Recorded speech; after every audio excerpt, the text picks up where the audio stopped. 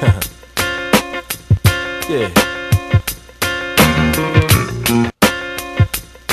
I'd like to thank all y'all for coming down tonight. My name is Minnesota Slicks. Hi,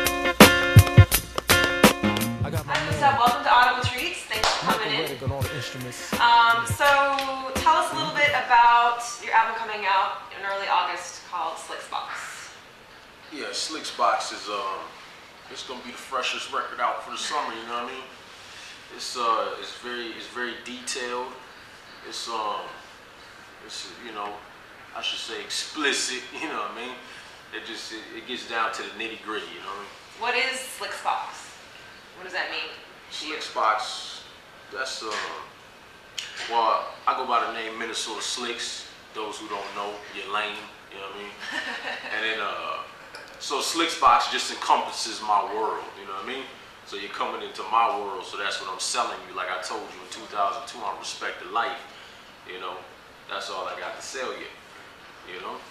So it's my box, so to speak, kind of like Pandora's box, Slicks Box. You know. Got it. Yeah. So tell us a little bit how you got into rapping in the first place. I was born with rapping skills. You know, rapping and macking kind of coincide together. You know what I mean? So I just was always born with the gift of gab. So I started putting it on paper when I was young. I penned my first rap in 4th grade. I can remember the day I went and told my mom, look at this. You know what I'm saying? So it was like that. But I didn't really get into it serious. You know, I was about, 18 when I was like, I'm gonna try to be a rapper. You know. And then, how did the whole history with starting Rhyme Sayers come about? Yeah, that was just, Twin Cities is a small area. There was no hip hop scene there at the time. There was a couple homies doing it, peace to Micronauts, but there was no scene. So it was kind of like, if we were doing talent shows and things like that, so we bump into one another. I met my man Sean, that slug from Atmosphere, and they already had a collective called the Headshots, and so, like, hanging out with them guys, they asked me to be a member of Headshots. Then I became a member, and we kind of just, were doing it. And then Rhyme Sayers came about. How I was like, we did a mixtape, Headshots Volume 1 mix CD. Came about. Me and Ant used to record a lot of songs together. So I was like, man, I got like 60 songs.